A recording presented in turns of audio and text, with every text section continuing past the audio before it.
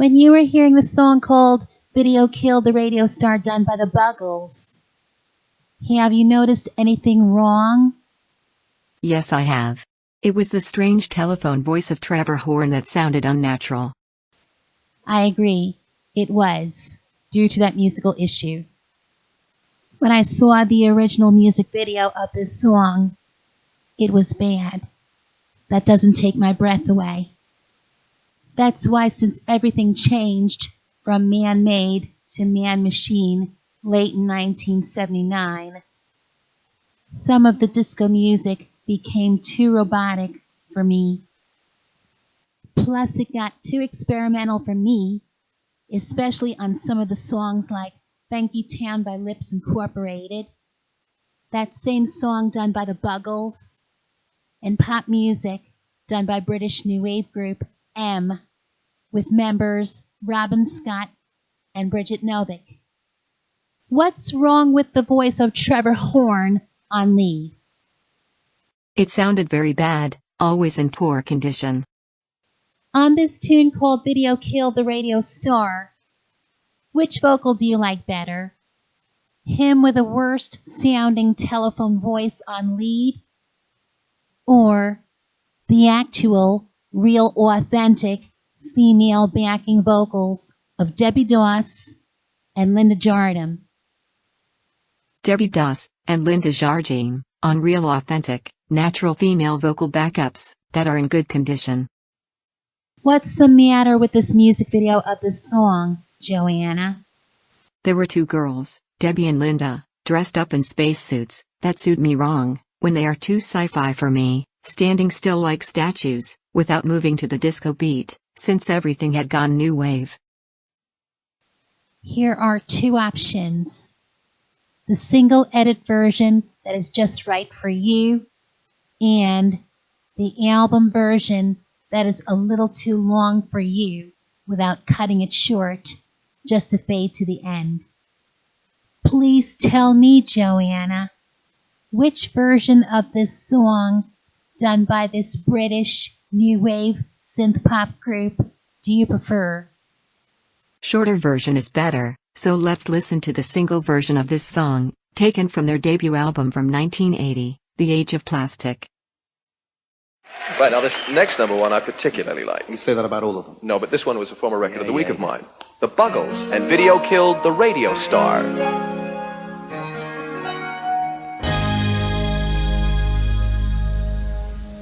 I heard you on the wireless back in 52, lying awake intently tuning in on you. If I was young, it didn't stop you coming through. They took the credit for your second symphony, rewritten by machine on new technology. And now I understand the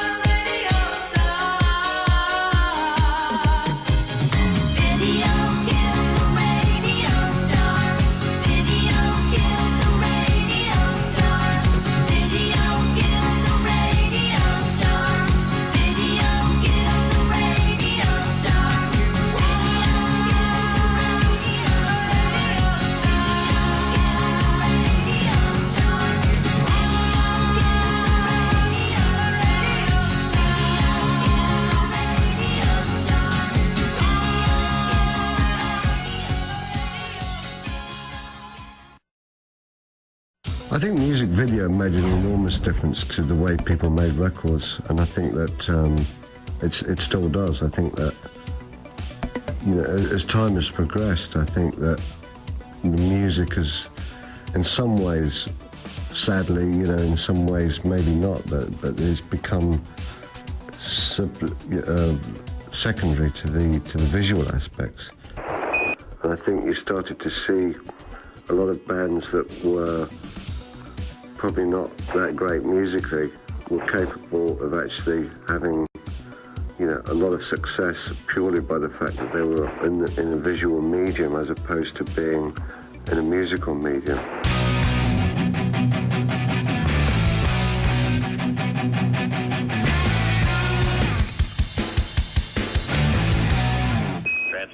Who better than one half of the Buggles? The duo whose video killed the radio star was the first music video played on MTV to reflect upon the influence the art form has had since the cable channel opened up shop 25 years ago. No cake, no party hats, no gifts. We are celebrating MTV's 25th anniversary by enjoying the music videos played during those historic first 24 hours.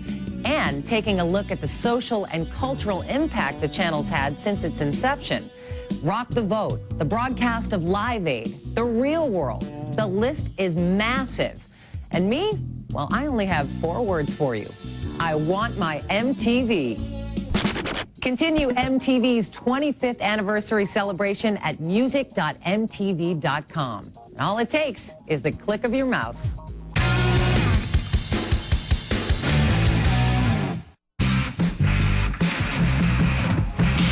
I guess all of us are rock nostalgia buffs. Collecting records can be worth a whole lot more than baseball cards, certainly. Stay with us, and I'll tell you just why.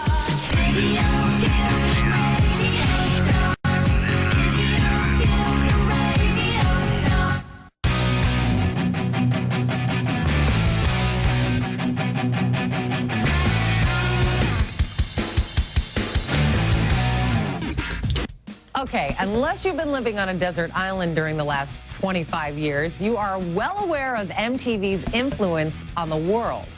And you probably know the first music video MTV showed was the Buggles' Video Killed the Radio Star, right? But what aired after that? Transmitting. Would you believe it was Pat Benatar's You Better Run? Now, thanks to some forward-thinking people in Pat's camp, she became an early MTV favorite. Soon, in addition to Pat's hit singles, girls were even dressing and cutting their hair to look like her. I remember. Now, when Pat stopped by VH1 Classic a few years ago, she recalled creating her earliest music videos. Making music videos back in the 80s was truly the most bizarre, insane, fun, crazy time. Because it was such a new medium, there were no rules. You could do anything, and the directors that came in were film directors who were just like having a great time, or commercial directors who were trying to make little miniature films, and everybody wanted to try everything they could. They'd stick in dialogue, there'd be choreography. I mean, this was before, obviously, you know, all these boy bands and NSYNC and Britney Spears. I mean, this now is like a whole genre, but I mean, this was something that never happened before, and especially people who did rock and roll. This never happened. You didn't do this.